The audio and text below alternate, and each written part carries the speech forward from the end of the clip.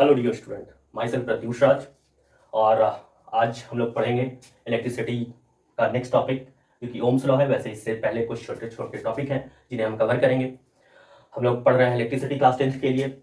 और लास्ट जो हमारा लेक्चर था वो हमारा किससे रिलेट कर रहा था? तो पोटेंशियल डिफरेंस और इलेक्ट्रिक करंट से। ठीक है, तो हम लोगों ने लास्टली जो पढ़ा था तो करंट के बारे में हम लोगों ने पढ़ा था कि करंट कैसे होता है।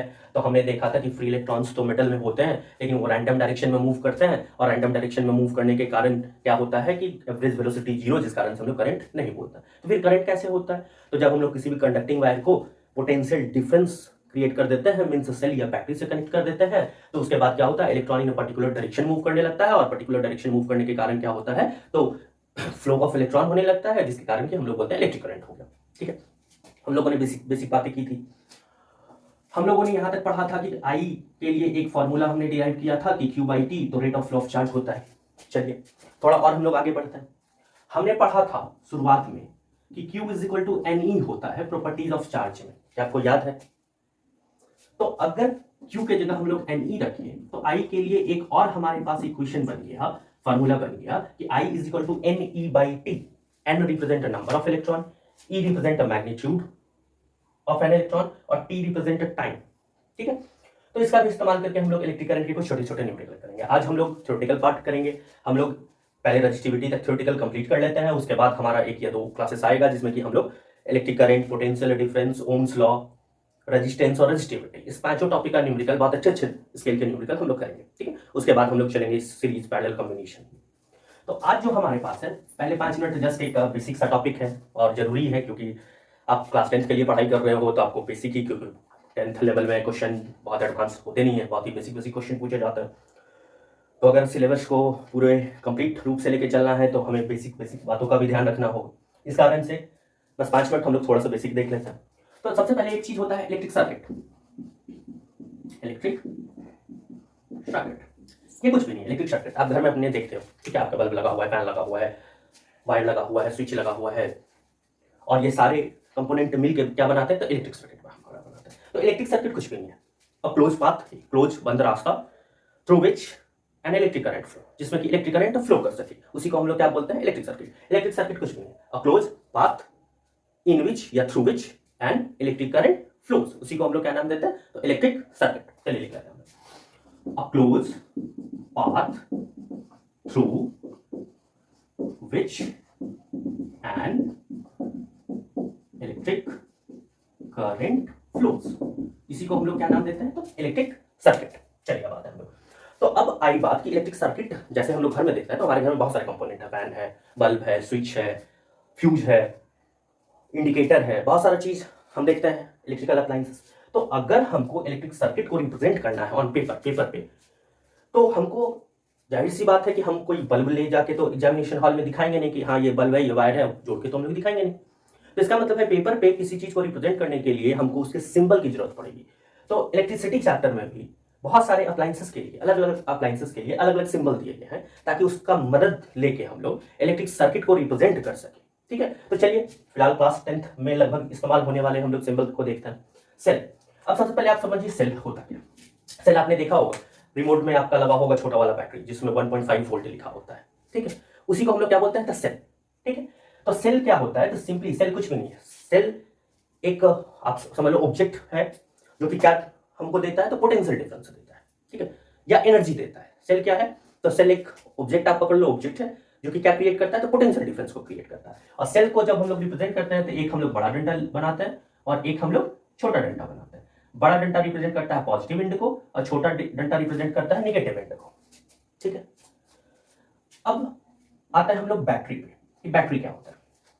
ठीक है, बैटरी का आप डेफिनेशन जानोगे तो बैटरी हम लोग बोलते हैं combination of cell is called battery. Combination of cell is called battery. अब हमने बोला कि हमारे पास एक बड़ा डंडा और एक छोटा डंडा, ये रिप्रेजेंट करता है सेल को, तो कॉम्बिनेशन हमको करना है, जोड़ना है। तो कॉम्बिनेशन कभी भी सेल का किया जाता है तो ध्यान रखिएगा ऑलवेज निगेटिव के साथ पॉजिटिव को जोड़ा जाता है। ये रहा छोटा निगेटिव, इसके साथ नेक्स्ट वाले का क्या लगाए हम लोग? बड़ा डंडा, मतलब पॉजिटिव। फिर ये रहा निगेटिव, और निगेटिव के साथ क्या लगाए? पॉजिटिव, और फिर ये रहा निगेटिव। चलिए ये जो हमारा दिख रहा है, तो हमने देखा कि यहाँ पे हमने 1, 2 और 3 सेल को जोड़ा है, तो ये हमारा हो गया कॉम्बिनेशन ऑफ 3 सेल। और कॉम्बिनेशन ऑफ सेल को हम लोग क्या रिप्रेजेंट करते हैं, तो बैटरी। ठीक है, बैटरी के लिए सिंबल हम लोग ऐसा इस्तेमाल करते हैं। ठीक है, अब है वायर। वायर तो कुछ भी नहीं, बिल्कुल आप एक स्ट्रेट लाइन खींच दोगे है वायर। ठीक है, दूसरी चीज आप एक चीज समझिए, सेल या बैटरी जो हमारा होता है, ठीक है, वो हमें डीसी करंट देता है। हम लोग करंट के बारे में पढ़ेंगे बाद में, लेकिन आप फिलहाल समझो दो तरह का हमारे पास करंट होता है, एक डीसी डायरेक्ट करंट और दूसरा अल्टरनेटिंग करंट। ठीक है, तो हमें सेल या बैटरी से जो मिलता है वो कैसा करंट मिलता है, डीसी करंट, डायरेक्ट करंट। ठीक है, अब है हमारे पास अल्टरनेटिंग करंट। अल्टरनेटिंग करंट के लिए जो सिंबल बनाया गया है, एक ऐसे राउंड कर दीजिए और ऐसे कर दीजिए, ये रिप्रेजेंट किसको करता है, तो अल्टरनेटिंग करंट को। ठीक है, अब स्विच के लिए हम लोग दो रिप्रेजेंटेशन करेंगे, क्योंकि हमें ओपन स्विच को भी दिखाना होगा और क्लोज स्विच को भी दिखाना होगा। तो स्विच के लिए देखिए कुछ भी नहीं, अगर ये ऐसे है और ये दोनों एक दूसरे से कनेक्टेड है। ठीक है, ये दोनों एक दूसरे से कनेक्टेड है, इसका मतलब वायर कंप्लीट मिला हुआ है। इसका मतलब ये जो स्विच है ये कैसा स्विच है, तो क्लोज। ऐसा स्विच है क्लोज। अब क्लोज का मतलब आप उल्टा मत समझ लीजिएगा, क्लोज का मतलब ये मत समझ लीजिएगा स्विच क्लोज। क्लोज का मतलब क्या है कि ये कनेक्ट है, और कनेक्ट है का मतलब, क्लोज का मतलब ये क्या है, ऑन है स्विच। क्लोज का मतलब ये क्या है, तो ऑन है स्विच। ठीक है, एक होता है हमारा ओपन स्विच, ये रहा, ये और ये। अब आप देखिए ये और ये एक दूसरे से कनेक्टेड नहीं है, कनेक्टेड नहीं है, इसका मतलब करंट अभी फ्लो नहीं करेगा, तो आगे नहीं बढ़ेगा, तो ये स्विच कैसा हमारा कहलाएगा, ये स्विच कहलाएगा ओपन। और ओपन स्विच का मतलब कैसा स्विच हो गया, तो ऑफ स्विच। ठीक है, अब प्लग की भी हमारे पास दो तरह का होता है, एक ओपन और एक क्लोज। अब आप देखिए, एक हमने ब्रैकेट बनाया ये, अभी देखिए तो इसके और इसके बीच कोई कनेक्शन है क्या, नहीं, इसका मतलब सर्किट ब्रेकर टूटा हुआ है, तो इसको हम लोग बोलते हैं क्लोज, सॉरी इसको हम लोग बोलते हैं ओपन। ओपन का मतलब अभी ये क्या है, प्लग की ऑफ है। ठीक है, अगर हम लोग इस ब्रैकेट के बीच में एक पॉइंट डाल देंगे, इसका मतलब हमने कुछ रखा है जो कि इन दोनों को कनेक्ट कर रहा है। ठीक है, तो कनेक्ट हो गया तो करंट फ्लो करने लगेगा, इसका मतलब ये क्या हो जाएगा, तो क्लोज। क्लोज का मतलब ये ऑन हो जाएगा। ठीक है, अब फ्यूज भी दो तरह का, एक ओपन और एक क्लोज। ये रहा, ये रहा और ये रहा, ये रिप्रेजेंट किसको कर रहा है, फ्यूज को। अब ये देखिए कनेक्टेड है, कनेक्टेड है का मतलब क्या है, क्लोज है, मतलब कि ये ऑन है। अगर हम लोग इसी को क्या करेंगे,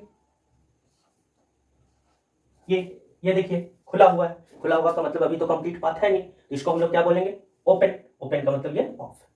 ठीक है, अब देखिए रेजिस्टेंस क्या होता है। रेजिस्टेंस हम लोग ओम्स लॉ में पढ़ाई करेंगे रेजिस्टेंस की, फिलहाल हम बस सिंबल देख रहे हैं। तो रेजिस्टेंस के लिए सिंबल ये होता है, ये रहा रूट ब्रेकर आपका, ये क्या बन गया आपका रेजिस्टेंस। अब एक है आपके पास वेरिएबल रेजिस्टेंस, जिसको कि हम लोग बोलते हैं रियोस्टैट। क्या नाम देते हैं हम लोग, रियोस्टैट।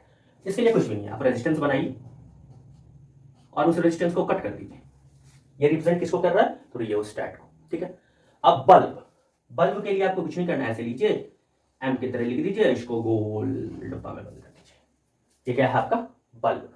ठीक है, अब है हमारे पास एमीटर, वोल्टमीटर, गैल्वेनोमीटर, ये सारे डिवाइसेस होते हैं।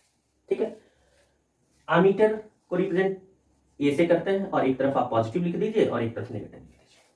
ठीक है, वोल्ट मीटर को हम लोग वी से रिप्रेजेंट करते हैं, एक तरफ पॉजिटिव और एक तरफ नेगेटिव। अब गैल्वेनोमीटर को हम लोग जी से रिप्रेजेंट करते हैं, एक तरफ पॉजिटिव एक तरफ नेगेटिव। और ये आपका है कैपेसिटर, जिसका कि क्लास 10th में तो कोई खास इस्तेमाल है नहीं, लेकिन चलिए सिंबल तो एटलीस्ट देख ही सकते हैं।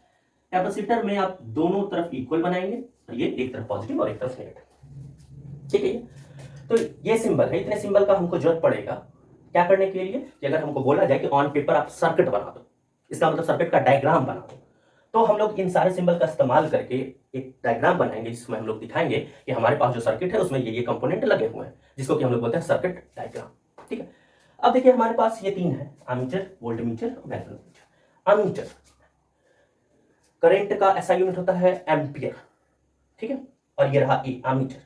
एमीटर एक इलेक्ट्रिकल डिवाइस है, जिसका इस्तेमाल हम लोग मैग्नीट्यूड ऑफ इलेक्ट्रिक करंट निकालने के लिए करते हैं। ठीक है, एमीटर क्या है, एक device, it is an electrical device which is used to measure the magnitude of electric current. Voltmeter, voltage, voltmeter, voltage means potential difference. ये एक इलेक्ट्रिकल डिवाइस है, it is a type of an electrical device which is used to measure potential difference between two ends या two terminal, उसी को हम लोग क्या बोलते हैं, तो वोल्टमीटर। समझ गया। गैल्वेनोमीटर ये एक टेस्टर की तरह, जो कि हमको सिर्फ पता लगाता है कि करंट है या नहीं है। तो it is device which is used to detect the presence of current. इसके इस्तेमाल से हम लोग ये पता लगाते हैं कि किसी भी जगह पे किसी भी वायर में इलेक्ट्रिक करंट है या नहीं है। अब क्लास 10th में कन्वर्जन से भी क्वेश्चन आता है कि हम लोग एमीटर को वोल्टमीटर कैसे बनाएंगे, वोल्टमीटर को एमीटर कैसे बनाएंगे, एक आइडियल एमीटर क्या होता है, एक आइडियल वोल्टमीटर क्या होता है। इसके लिए मैं आपको 10 मिनट या 5 मिनट का एक वीडियो बना के डाल दूंगा, आप देख लेंगे। फिलहाल हम लोग अपने मेन टॉपिक पे चलते हैं जो कि है हमारा ओम्स लॉ। ठीक है, तो ये था हमारा सिंबल। ठीक है, अब एक चलिए और देख लेते हैं हम लोग। अब अगर आपसे पूछे सर्किट डायग्राम क्या है, सर्किट डायग्राम, सर्किट डायग्राम कुछ भी नहीं है, सर्किट का डायग्राम। और डायग्राम हम लोग कैसे बनाएंगे, तो सिंबल का यूज करके। तो simply the symbolic representation of electric circuit, the symbolic representation of an electric circuit, उसी को हम लोग क्या नाम देंगे, तो सर्किट डायग्राम। ठीक है, हम लोग क्या लिखेंगे, the symbolic representation of an electric circuit. चलिए, आप अगर चाहे तो इसको कॉपी कर सकते हैं। चलिए, आपके लिए 10 सेकंड का टाइम, या तो स्क्रीनशॉट ले लो या कॉपी कर लो इसे।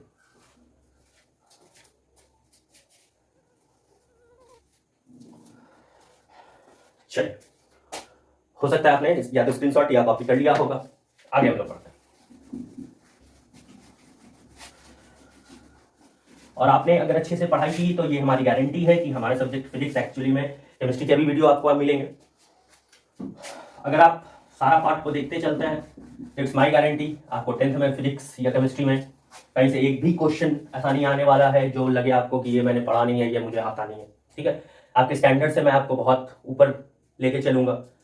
आप यकीन मानो, क्लास 10th में क्वेश्चन बहुत बहुत बहुत ज़्यादा बेसिक लेवल के आते हैं, जिसको कि आपको सॉल्व करने में न्यूमेरिकल जिस रेंज के आते हैं क्लास 10th में, वो बहुत ही आसान होता है। Means putting the value and getting the result. आपको हर चीज दिया रहेगा, उसका वैल्यू रख दो, रिजल्ट मिल जाएगा। बट मैं आपको बहुत अच्छे एक लेवल का न्यूमेरिकल कराऊंगा और एकदम बिल्कुल आपको समझा के जाऊंगा। तो आप अच्छे से पढ़ाई करते रहें और रेगुलर सारी वीडियो को अच्छे से देखते रहें और फॉलो करते रहें। तो चलिए, ओम्स लॉ थोड़ा सा जानते हैं हम लोग। ओम एक साइंटिस्ट का नाम था जिनका पूरा नाम था जॉर्ज साइमन ओम। क्या नाम था उनका पूरा, जॉर्ज साइमन ओम, जिनका बॉर्न हुआ था, थोड़ी सी हिस्ट्री बस जान लेते हैं, 16 मार्च 1789 को। कहां पे, तो जर्मनी में। ठीक है, जॉर्ज साइमन ओम एक फिजिक्स या मैथमेटिक्स के अच्छे ज्ञानी ज्ञाता थे, जिनका जन्म 16 मार्च 1789 को जर्मनी में हुआ था। ये एक स्कूल टीचर भी थे। ठीक है, ये स्कूल टीचर भी थे। तो उस टाइम एक रिसर्च वो कर रहे थे। ठीक है, तो रिसर्च जब वो कर रहे थे तो वो रिसर्च किसको रिलेट करके कर रहे थे, तो हमने एक चीज पढ़ा था कि पोटेंशियल डिफरेंस है, पोटेंशियल डिफरेंस का यूनिट होता है वोल्ट। अच्छा, वोल्ट जो है या वोल्टेज जो है वो भी किसी न किसी साइंटिस्ट के नाम पे ही रखा गया था, जिनका नाम था ए वोल्टा।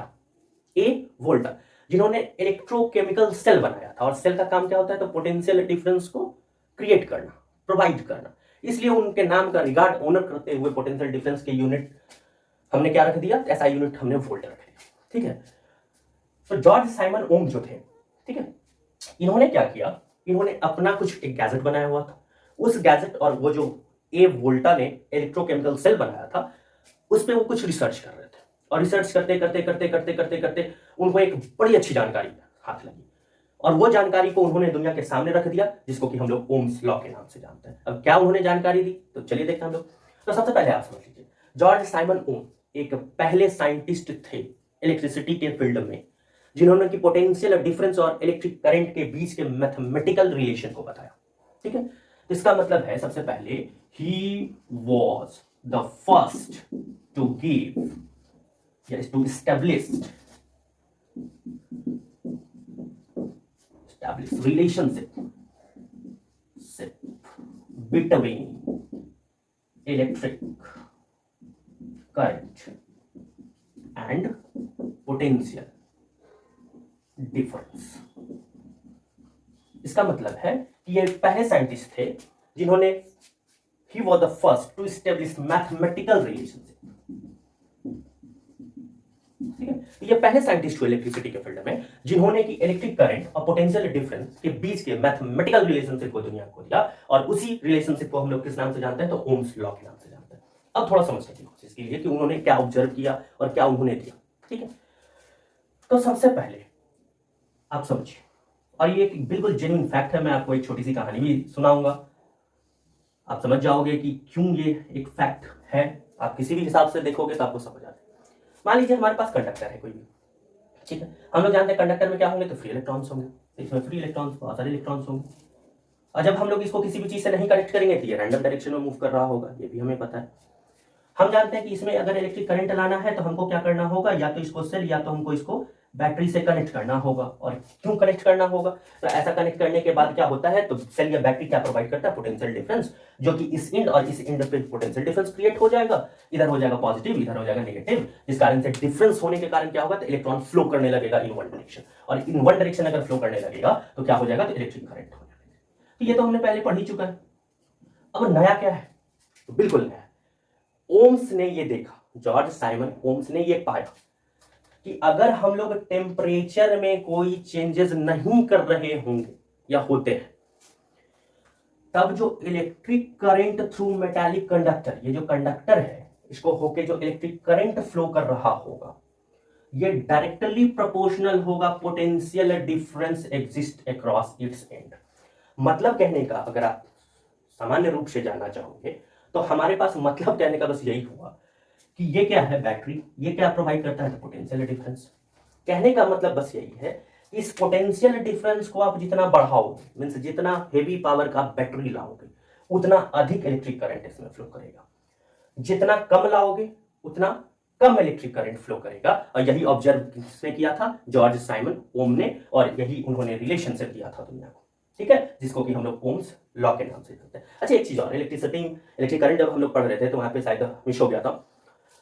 देखिए इलेक्ट्रॉन इधर फ्लो कर रहा है, और जब डायरेक्शन ऑफ करंट की हम लोग बातें लेते हैं तो डायरेक्शन ऑफ करंट एक कन्वेंशनल डायरेक्शन बस ले लिया गया, opposite to the flow of electron, opposite to the flow of electron. इसका मतलब आपको डायरेक्शन ऑफ करंट हमेशा नहीं पूछे तो इलेक्ट्रॉन जिधर मूव कर रहा है उसके अपोजिट डायरेक्शन में बताना है। इसका मतलब इस सर्किट में अगर आपको दिखे तो करंट का डायरेक्शन कौन सा है, तो ये, ठीक है, करंट का डायरेक्शन कौन सा है, तो ये हमारा करंट का डायरेक्शन, ठीक है। अब आते हैं हम लोग कि ओम्स ने बोला क्या, थ्योरेटिकल लिखते हैं। तो ओम्स पहले साइंटिस्ट थे जिन्होंने क्या हमें बताया, जिन्होंने दुनिया को यह बताया कि आई और वी का रिलेशन होता है, ठीक है, और होता है तो कैसे होता है, तो अगर हम लोग वी को बढ़ाएंगे, ज्यादा कर देंगे, तो करंट भी कंडक्टर में अधिक हो जाएगा। अगर इसको कम कर देंगे तो कंडक्टर में करंट भी क्या हो जाएगा, तो कम हो जाएगा। और इसी रिलेशनशिप को हम लोग किस नाम से जानते हैं, ओम्स लॉ के नाम से जानते हैं, ठीक है। तो ओम्स लॉ का कहना था at constant temperature and electric current through a metallic conductor is directly proportional to potential difference exist across its ends। अब समझिए इसको, क्या कहना था उनका, at constant temperature and electric current through a metallic conductor is directly proportional to the potential difference exist across its ends, ठीक है। अब इस साइन को मे भी शायद आप जानते होंगे, आपने मैथमेटिक्स में भी पढ़ा होगा एक चैप्टर रेशियो और प्रोपोर्शन में भी, शायद क्लास 8 में। तो प्रोपोर्शनैलिटी का ये एक सिंबल है, ठीक है, जिसका मतलब क्या है, सुनिए, ये साइन है प्रोपोर्शनैलिटी का। अब दो तरह का प्रोपोर्शनैलिटी, एक डायरेक्टली प्रोपोर्शनल, एक इनवर्सली प्रोपोर्शनल। देखिए इस साइन के आगे अगर कोई वैल्यू न्यूमरेटर में लिखा हुआ तब इस साइन का नाम हो जाता है डायरेक्टली प्रोपोर्शनल, और इस साइन के सामने अगर कोई डिनोमिनेटर में लिखा हुआ हो तो इसी साइन का नाम हो जाता है इनवर्सली प्रोपोर्शनल, ठीक है। अब ये है क्या, डायरेक्टली और इनवर्सली क्या है, ठीक है। डायरेक्टली प्रोपोर्शनल का मतलब हुआ कि अगर आप एक चीज को बढ़ा रहे हो तो दूसरा भी बढ़ेगा, एक चीज को घटा रहे हो तो दूसरा भी घटेगा, उसको हम लोग बोलते हैं डायरेक्टली प्रोपोर्शनल। जैसे एक आपको अगर मैं बताऊं, मान लो आपके फादर की इनकम राइज हो रही है, तो क्या आपका लिविंग स्टैंडर्ड चेंज होगा, बढ़ेगा, बिल्कुल बढ़ेगा। और अगर आपके फादर की इनकम थोड़ी सी कम हो रही है तो क्या आपका लिविंग स्टैंडर्ड घटेगा, तो बिल्कुल घटेगा। इसका मतलब है you depend on your father directly, तो उस प्रोपोर्शनलिटी को हम लोग क्या नाम देते हैं, तो डायरेक्टली प्रोपोर्शनल, ठीक है। अब इनवर्सली क्या है, तो मान लो आप जहां रह रहे हो उस कम्युनिटी में एक मिठाई का दुकान है, पकड़ लो एक ही है और वो आपका है, और वो पूरे जो एरिया है उसके लोग आप ही से मिठाई खरीदता है, ठीक है। अच्छा एक बात समझ लो, मान लो आपकी दुकान है, मैं आया उसी मोहल्ले में आया और मैंने एक दुकान और खोल दिया, वो भी मिठाई की दुकान। अब क्या होगा सोचे हो, बिल्कुल अब ये होगा कि अगर हमारे पास कस्टमर आएगा इसका मतलब आपका कस्टमर कम हो रहा है, और अगर आपके पास कस्टमर जा रहा है इसका मतलब है हमारा कस्टमर कम हो रहा है। ठीक, इसका मतलब आप बढ़ रहे हो तो हम घट रहे हैं, हम घट रहे हैं तो आप बढ़ रहे हो। ठीक है, तो उसको हम लोग बोलते हैं इनवर्सली प्रोपोर्शन। इनवर्सली का मतलब है उल्टा का रिलेशन, एक बढ़ेगा तो दूसरा घटेगा, और एक घटेगा तो दूसरा बढ़ेगा। और डायरेक्टली का मतलब होता है एक बढ़ेगा तो दूसरा भी बढ़ेगा। ठीक है, एक घटेगा तो दूसरा भी घटेगा। तो ओम्स ने बात की थी डायरेक्टली प्रोपोर्शनल की। इसका मतलब है कि वोल्ट पोटेंशियल डिफरेंस को बढ़ाएंगे हम लोग तो इलेक्ट्रिक करंट भी कंडक्टर में क्या होगा, तो बढ़ जाएगा, स्ट्रेंथ उसका क्या होगा, बढ़ जाएगा। अब फिजिक्स में जब भी हम लोग प्रोपोर्शनैलिटी के साइन को हटा के इक्वल का साइन लगाते हैं तो एक कांस्टेंट आता है। ये मैथ्स में भी होता था, आप याद करो, आपका होता था कि let two number are in ratio of 3:2 and their sum is 40, तो हम लोग क्या करते थे, let number B 3x and 2x। ये x क्या था, x एक ऐसा वैल्यू था जो कि दोनों के लिए सेम था, यही था ना। ठीक है, तो हम भी क्या करते हैं, जब रेशियो को हटाते हैं, सॉरी प्रोपोर्शनैलिटी का साइन को जब हटाते हैं फिजिक्स में, तब हम लोग क्या लगाते हैं, तो एक इक्वल का साइन लगाते हैं, और इक्वल का साइन लगाने के बाद एक कांस्टेंट यूज हम लोग करते हैं। ठीक है, और यहां पे एक कांस्टेंट हम लोग का आया 1/r, और ये हो गया v। ठीक है, इसको और सॉल्व करेंगे तो हमारा क्या बन गया, v इक्वल टू, ये क्रॉस जाएगा तो ये हो गया i और r। ठीक है, यही है हमारा ओम्स लॉ। ये आपसे एग्जामिनेशन में ये पूछा जाता है, और लगभग आप समझ सकते हो ये एक कंफर्म टॉपिक है जहां से कुछ मार्क्स के क्वेश्चन तो हो जाता है इलेक्ट्रिसिटी में। आपसे अगर डेफिनेशन पूछे ओम्स लॉ का तो क्या है, at constant temperature an electric current through a metallic conductor is directly proportional to potential difference exist across its end. मतलब दोनों किनारे के बीच में पोटेंशियल डिफरेंस को आप जितना अधिक कर दोगे उतना ही करंट का अमाउंट बढ़ जाएगा। ठीक है, इसका मैथमेटिकल रिलेशन ये निकल के आया, v equal to I R. ठीक है, अच्छा एक चीज और समझिए थोड़ा सा, यहाँ पे v तो आप जान ही रहे हो, पोटेंशियल डिफरेंस पढ़ चुके हो आप, i क्या है करंट, ये भी आप पढ़ चुके हो। एक नया टर्म आया r, जो कि हम लोग अभी करेंगे, जिसका नाम है रेजिस्टेंस। ठीक है, ये अब आप थोड़ा सा समझो, ये प्रोपोर्शनैलिटी को हटा के इक्वल लगाए तो एक कांस्टेंट आया। अच्छा यहां से अगर हम लोग मान ले इफ v रिमेन कांस्टेंट, मतलब कि पोटेंशियल डिफरेंस को हम लोग कांस्टेंट कर देते हैं, ठीक है, चेंज नहीं करते हैं, तब हम लोग देखो तो ये से इक्वल किए तो एक कांस्टेंट लगाए, तो इससे ये करेंगे तो क्या करेंगे, हम लोग कांस्टेंट को हटा देंगे, तो यहाँ पे कांस्टेंट हमने v लिया है, इसका मतलब i इज प्रोपोर्शनल टू, हम लोग 1/r लिख सकते हैं क्योंकि ये कांस्टेंट है, कांस्टेंट को हटाए तो ये साइन बन गया। ठीक है, अच्छा अब r कहां पे है, डिनोमिनेटर, इसका मतलब है i is inversely proportional, sorry r is inversely proportional to i। इसका मतलब है रेजिस्टेंस बढ़ेगा तो करंट घटेगा, इसका मतलब रेजिस्टेंस बढ़ेगा तो करंट घटेगा, रेजिस्टेंस घटेगा तो करंट बढ़ेगा। और कैसे बढ़ेगा, तो उतने ही अमाउंट में। हम लोग बोले कि रेजिस्टेंस को डबल कर देंगे तो करंट क्या हो जाएगा, डबल, मतलब कि ये 2 तो करंट हाफ हो जाएगा। रेजिस्टेंस को हाफ कर देंगे मतलब कि r/2, मतलब 2 इधर चला गया तो करंट कितना हो जाएगा, तो डबल हो जाएगा। तो ये सब पे छोटे मोटे न्यूमेरिकल हम लोग करेंगे, फिलहाल आपको बस समझना है क्या है ये। इसका मतलब i और r का रिलेशन कैसा है, तो इनवर्सली, वैसे नाम से ही आपको पता चल जाएगा कि ऐसा क्यों। ठीक है, अब देखिए कोई भी चीज फ्लो करने के लिए डिफरेंस की बिल्कुल जरूरत होती है। यहां पे भी हमने देखा, ओम्स ने भी ऑब्जर्व किया था, क्या ऑब्जर्व किया था कि चार्ज मतलब करंट, करंट क्यों होता है इलेक्ट्रिक करंट, तो चार्ज के फ्लो करने के कारण। इसका मतलब है कि पोटेंशियल डिफरेंस जितना ज्यादा होगा इलेक्ट्रिक चार्ज उतना तेजी से फ्लो कर रहा होगा।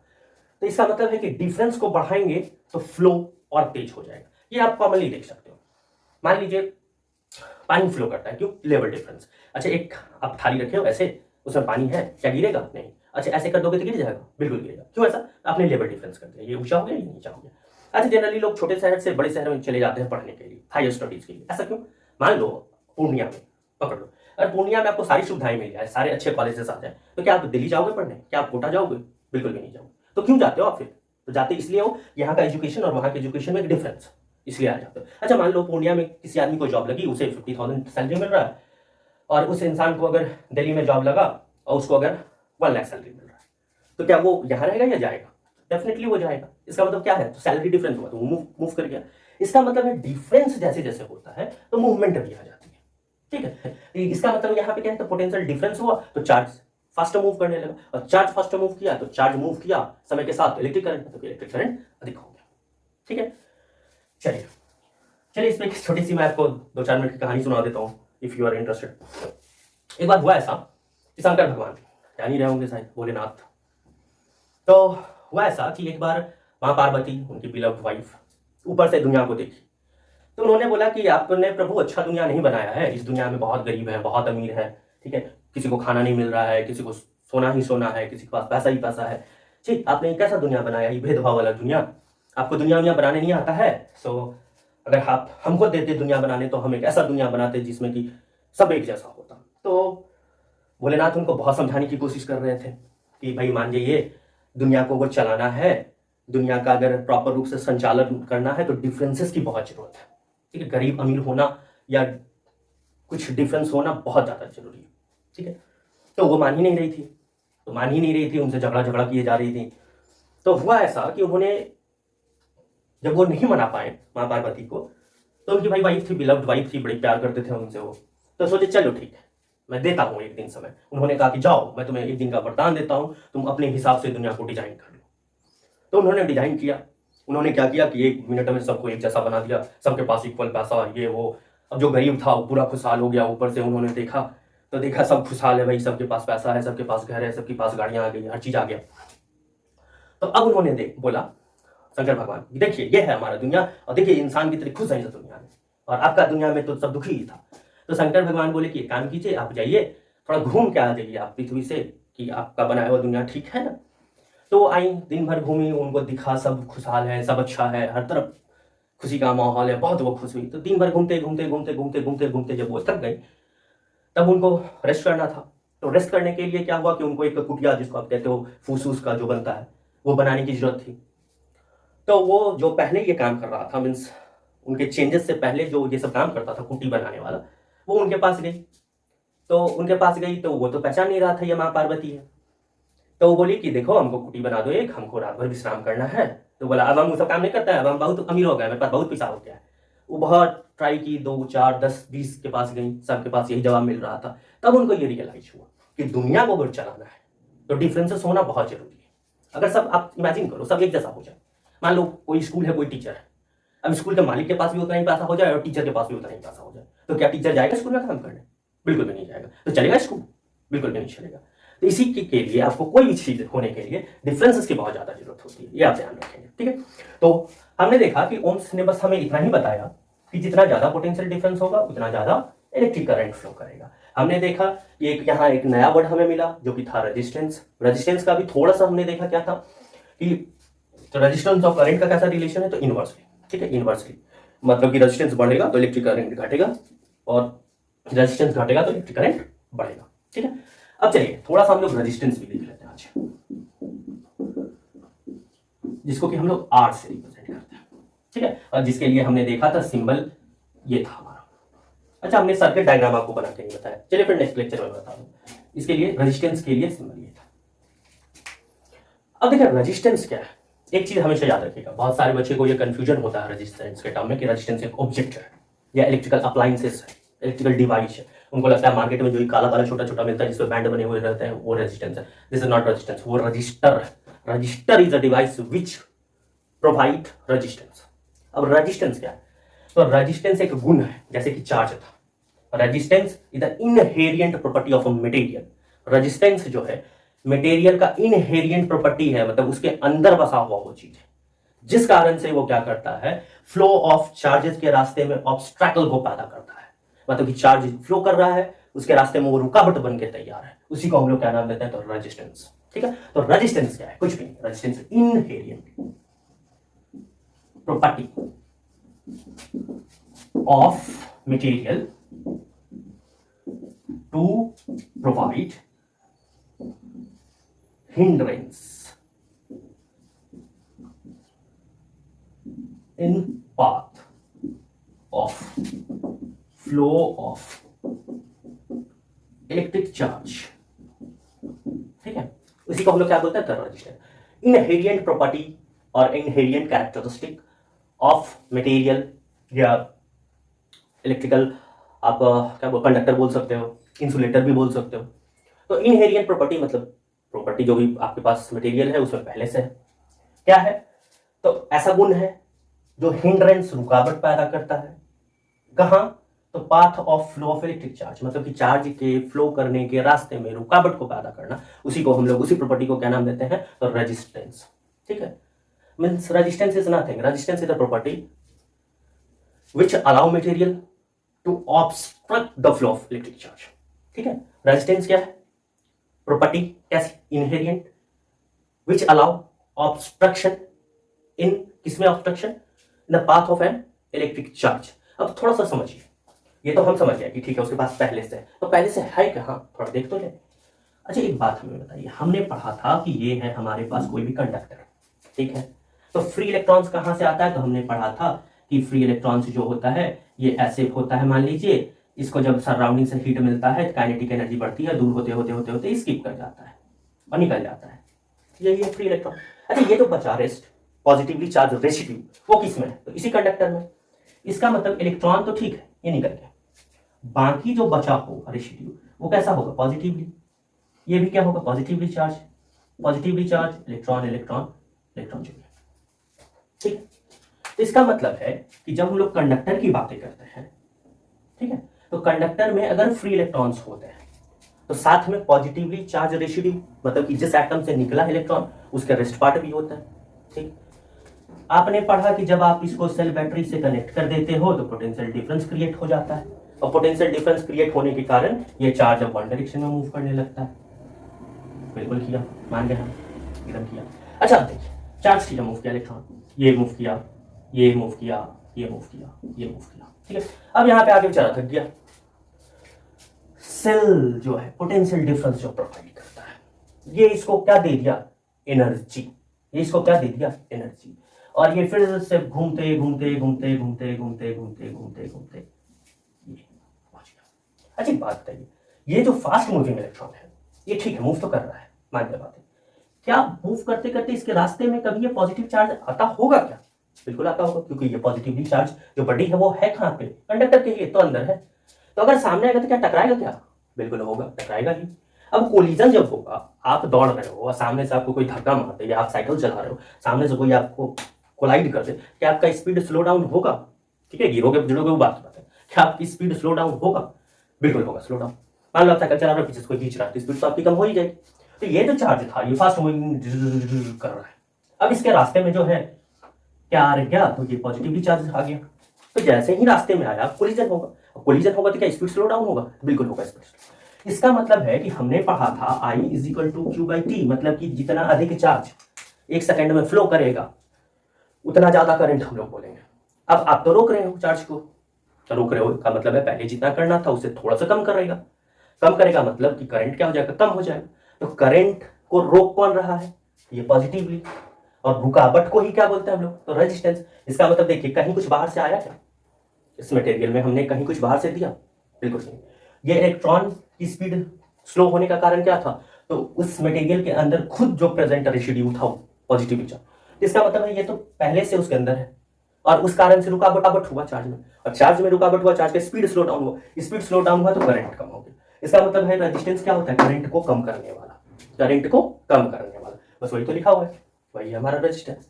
समझ गए आप, कोई दिक्कत, चलिए अब आता है। तो रेजिस्टेंस को हमने देखा कि आर हम लोग लिखते हैं, उसके लिए सिंबल भी लिखा हुआ है आपको। अच्छा ओम्स लॉ ने बोला था V = IR, तो R = क्या, V/I लिख सकते हैं हम लोग, बिल्कुल लिख सकते हैं। अच्छा अगर यूनिट हम लोग जानना चाहेंगे, यूनिट ऑफ रेजिस्टेंस, क्या हम लोग यूनिट ऑफ V मतलब कि potential difference divide by unit of I मतलब कि इलेक्ट्रिक करंट लिख सकते हैं, बिल्कुल भी लिख सकते हैं। पोटेंशियल डिफरेंस का यूनिट क्या होता है, वोल्ट, और करंट का यूनिट क्या होता है, एम्पियर। इसका मतलब वोल्ट पर एम्पियर हो जाएगा रेजिस्टेंस का यूनिट, क्या बिल्कुल हो जाएगा। लेकिन हमने अभी तक देखा कि ये जो था पूरा का पूरा मैथमेटिकल टर्म ये किनका दिया हुआ था, जॉर्ज साइमन ओम का, तो उन्हीं के नाम का रिगार्ड करते हुए अमर रखने के लिए, जिंदा रखने के लिए SI जो यूनिट बना दिया गया रेजिस्टेंस का, वो क्या बना दिया गया, OHM, ओम, ठीक है, जिसके लिए सिंबल यूज किया गया ये ओम को रिप्रेजेंट करता है, ठीक है। अच्छा एक्चुअली में ये जो ओम है OHM या ये जो हम बोलते हैं ये है क्या, तो ये वोल्ट बाय एम्पियर, ठीक है। फिर से आपसे अगर कोई बोले कि आप एक ओम को थोड़ा डिफाइन कर दो, तो आपके पास ओम = क्या, वोल्ट बाय एम्पियर। इसका मतलब आप लिखोगे क्या, 1 वोल्ट बाय 1 एम्पियर। इसका क्या मतलब कि अगर किसी भी कंडक्टर है आपके पास, इसके दोनों एंड्स, ये दोनों एंड्स के बीच का पोटेंशियल डिफरेंस अगर 1 वोल्ट हो और इसको होके जो करंट फ्लो करे वो कितना कर जाए, तो 1 एम्पियर कर जाए, तब हम लोग बोलेंगे कि इस जो कंडक्टर है, वायर है, इसका जो रेजिस्टेंस वैल्यू है वो कितना है, तो 1 ओम। समझ गए। तो इसको अगर हम लोग डिफाइन करना चाहेंगे तो हम लोग लिख सकते हैं क्या, if 1 volt of potential difference exist across ends of conductor and 1 ampere current, electric current flows through them, then resistance of conductor is said to be 1 ohm। ठीक है यहां तक, ठीक है। अच्छा चलिए एक चीज और हम लोग देख लेते हैं। अच्छा हमने बोला था आपको पहले ही कि अब से हम लोग जब भी पढ़ाई करेंगे तो हम लोग साथ में डायमेंशन के बारे में बातें करते हुए चलेंगे, ठीक है। अब हमको निकालना है डायमेंशनल फॉर्मूला किसका, रेजिस्टेंस का। चलिए हम लोग कोशिश करते हैं निकालने की, ठीक है। डायमेंशन फॉर्मूला, ठीक है। अच्छा V क्या था, पोटेंशियल डिफरेंस, इसके लिए क्या था, work done by charge, okay. I क्या था, इलेक्ट्रिक करंट, I क्या था हमारे पास, इलेक्ट्रिक करंट, ठीक है। इसके लिए तो पहले ही से एक डायमेंशन दिया ही हुआ है। अच्छा Q क्या है हमारा, Q इज इक्वल टू हमने लिखा था क्या, I और T, कोई दिक्कत, हम लोग लिख सकते हैं ऐसे। अच्छा फिर से वर्क डन को क्या हम लोग FS लिख सकते हैं क्या, ठीक है। अच्छा एक बात बताइए, I स्क्वायर हो गया, तो डायमेंशन ऑफ I क्या था, एम्पियर, या कहीं कहीं I से भी रिप्रेजेंट किया जाता है, यहाँ पे एम्पियर लिखो, ठीक है। तो इसके लिए एम्पियर और इसके लिए एम्पियर, तो ये हो गया A का स्क्वायर। टाइम के लिए डायमेंशन T, चलो नीचे का तो पार्ट हो गया, ऊपर देखते हैं। फोर्स का नहीं आता है, फोर्स के लिए mg था क्या, और ये रहा S, और ये तो हो गया हमारा A का स्क्वायर और T। अच्छा M के लिए डायमेंशन M, G क्या है, acceleration, acceleration velocity by time, इसका मतलब एक्सेलरेशन के लिए है L T - 2, और S क्या था, डिस्प्लेसमेंट या डिस्टेंस, और डिस्टेंस क्या है, लेंथ, इसके लिए क्या है हमारे पास L, और नीचे हमारा A T, ठीक है। अब इसको देखिए हम लोग लिखेंगे, ये रहा M, L L, ये हो गया ये 2, इस T को ऊपर ले जाएंगे तो T पे -3, इस A को ऊपर ले जाएंगे A पे -2, ठीक है। इसका मतलब डायमेंशनल फॉर्मूला ऑफ रेजिस्टेंस जो होगा ये है M L के पावर 2 T पे पावर -3 A या I, आपको कहीं कहीं किसी किसी बुक में मिलेगा M L 2 T -3 और I -2, तो आप ये मत सोचिएगा ये गलत है, ठीक है। दोनों का दोनों आप यूज करिए, ठीक है। तो ये किसका डायमेंशन हो गया हमारा, डायमेंशनल फार्मूला रेजिस्टेंस का। आई होप आपको समझ आया होगा। चलिए 2 मिनट का टॉपिक और है, हम देख ही लेते हैं। आपसे क्लास 10 के एग्जामिनेशन में पूछा जाता है कि ग्राफिकल रिप्रेजेंटेशन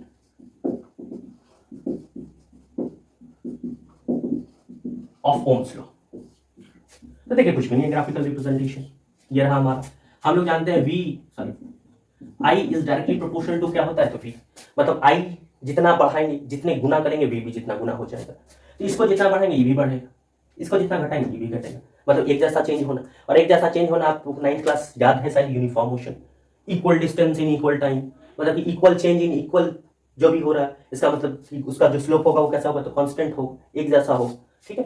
तो V और I का आपको कभी ग्राफ बनाने को बोल दे, ये रहा V ये रहा I, आपको कुछ भी नहीं करना, देखो V बढ़ेगा, इधर जा रहा है V, मतलब इधर बढ़ रहा है तो I भी बढ़ रहा है, V बढ़ेगा तो I भी बढ़ेगा। ये है आपका ग्राफिकल रिप्रेजेंटेशन किसका, ओम्स लॉ का, मींस VI, आपसे एग्जामिनेशन में बोला जा सकता है VI ग्राफ बनाओ, तो आपको बस ये बना देना, ठीक है। आप किसी भी जगह पे चेक करोगे तो देखो ये रहा, ठीक है, कोई दिक्कत।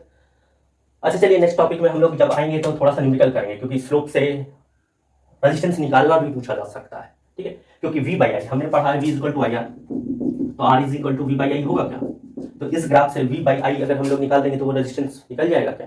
लेकिन चलिए न्यूमेरिकल हम लोग एक साथ करेंगे। नेक्स्ट लेक्चर में अगर इलेक्ट्रिसिटी का होता है तो हम लोग रजिस्टिविटी पढ़ेंगे, जो कि मोस्ट इंपॉर्टेंट टॉपिक है आपके इलेक्ट्रिसिटी के लिए, ठीक है। आई होप आपको आज सब कुछ अच्छे से समझ आया होगा, पूरा लेक्चर देखें, अच्छे से पढ़ाई करें, तब तक के लिए गुड बाय।